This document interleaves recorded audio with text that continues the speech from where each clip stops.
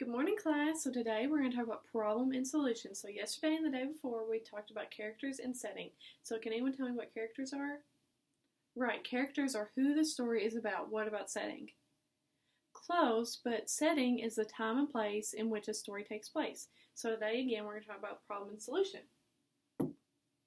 Oh, so what just happened? I dropped my marker on the floor. So what needs to be done to fix that? Because I want to use my marker. Right, I pick it up. So the problem was that I dropped my marker and I need to use it. The solution was that I picked my marker up. So the problem is what needs to be fixed, and the solution is what you do to fix that problem.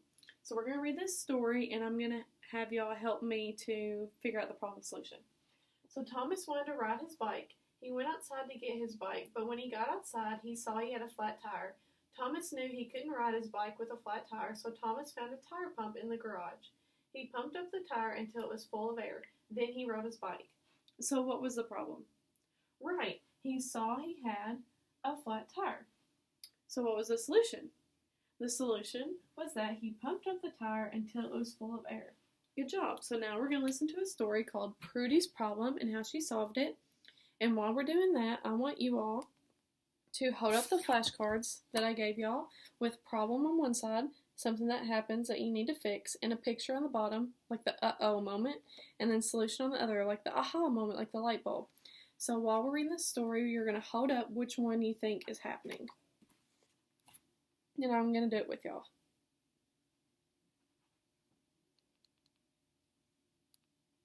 Prudy's Problem and How She Solved It, written by Carrie Armstrong Ellis.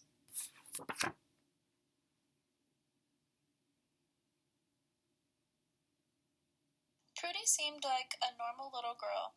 She had a sister, she had a dog, she had 2 white mice, she had a mom and a dad in her own room at home. Yes, Prudy seemed normal, but Prudy collected things. Now most kids collect something. Prudy's friend Egbert collected butterflies, so did Prudy. Belinda had a stamp collection, so did Prudy. Harold collected tin foil and made it into a big ball, so did Prudy. All her friends had collections, and so did Prudy, but Prudy collected everything. She saved rocks, feathers, leaves, twigs, dead bugs, and old flowers. She kept a box full of interesting fungi in the bottom drawer of her dresser. She saved every picture she had ever drawn and every Valentine she had ever gotten.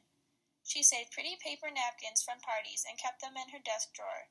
She had 614 stuffed animals in different unnatural colors. She had collections of ribbons, shoelaces, souvenir postcards, flowered fabric scraps, pencils with fancy ends, pink scarves with orange polka dots, old calendars, salt and pepper shakers with faces, dried-out erasers, plastic lizards, pointy sunglasses, china animals, heart-shaped candy boxes with paper candy cups still inside, tufts of hair from different breeds of dogs. She could just not throw anything away. It drove her dad to distraction. He was a very tidy person who did not like clutter. He started saying unpleasant things as he tried to mow the lawn. "Prudy, you have a problem," he said. "What do you mean?" she asked, baffled. "You just have too much stuff. Why don't we haul it all to the dump?" he suggested hopefully. "I don't have too much stuff, Dad," Prudy said. It even got to be too much for her mom, who did not mind clutter but could no longer navigate the living room. "Maybe you could take all this to the thrift shop," she said. "Surely someone could use this old mushroom." "I like that mushroom," Prudy said. "Prudy, you have to face your problem," said her mother. "I do not have a problem," said Prudy. Prudy's little sister started putting together collections of her own. "Uh-oh," said Egbert, eyeing Evie's little piles of pine twigs and used toothbrushes. "Prudy, how about if you packed everything all up and stuffed it into a rocket and sent it to Neptune?" "Yeah, that would solve your problem," agreed Harold and Belinda. "There is no problem," shouted Prudy. But Prudy herself found that she could barely get to her desk to feed her mice. She could not even get out of her room without setting off an avalanche of one thing or another. And then one day while Prudy was walking home from school, Something shiny caught her eye. It was a silver gum wrapper. I must take this home for my shiny things collection, she thought. She ran home and tried to squeeze it into her room. Something started to happen. The walls started to bulge. The doors started to strain at the hinges. The pressure was building higher and higher. The room exploded with an enormous bang. Bits and pieces of stuff flew everywhere. Holy smokes, said Prudy. I guess maybe I do have a little problem.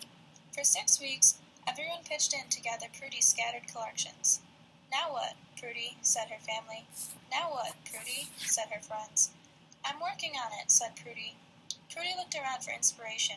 She visited an art collection. She visited a fish collection. She visited a rock collection. She went to the library to find ideas. At last, after many hours of scrutinizing stacks of books, she came up with a brilliant plan. With saws whirring and hammers pounding, everyone set to work. The Prudy Museum of Indescribable Wonderment was an amazing sight to behold. Everyone wanted to go visit. Within a year, it was the biggest tourist attraction in Prudy's town. Look at that, Egbert, said Belinda. Did you ever realize how many kinds of gym socks there are? I had no idea cheese rinds could be so fascinating, said Prudy's mother. Can I go to the gift shop? Said Evie. At last, Prudy's collections were neat and orderly and appreciated by everyone. Now she could sit back and enjoy the museum and all her happy visitors. But she could never really stop collecting. All right. So, what was the overall problem? It said it a few times in there, and that's why I held up problem more than just once. Right, she had too many things. So what was the solution? Right, that she opened a museum of all this stuff she had collected. So now we're going to get into partners. So get to the person to your right. And what we're going to do is we're going to fold a half sheet of paper. And we're going to put problem on one side and we're going to put solution on the other. So here's an example. So Prudy's problem is she had too many things. And I drew a picture underneath to describe that. So now instead of writing the solution that Prudy had, you and your partner are going to create a new solution that she could have done. So a new solution to Prudy's problem is, and you're going to fill in the gaps. And you and your partner are going to draw pictures on both sides. So I give you all a few minutes to do that. Alright, so now that we're done with our partner project, we're going to take a little brain break. And it's called Move and Freeze. I want you to stand up and follow along to the song. The award-winning CD, Brain Boogie Boosters, by The Learning Station. Come on, move and freeze. Come on, move and freeze. Come on, move and freeze. Come on, move and freeze. Put your right hand on your left knee, your left hand on your right. Your knees move in and out, your hands stay tight. Now keep on with your moving, but switch hands on your knees. Keep on moving in and out till we say freeze. Come on, move and freeze. Come on, move and freeze. Come on, move and freeze. Come on, move and freeze. Put one hand across your shoulder, one hand across your back. Now jump in place. Do you like it like that? Yeah! Now switch hands across your shoulders and switch hands across your back. Now just be nimble, just be quick, just like Jack. Come on, jump and freeze. Come on, jump and freeze. Come on, jump and freeze. Come on, jump and freeze. Everybody shake your body from your head down to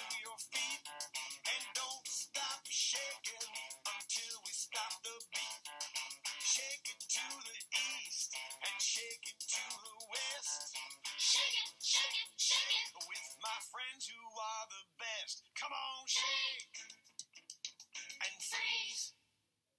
Come on, shake and freeze.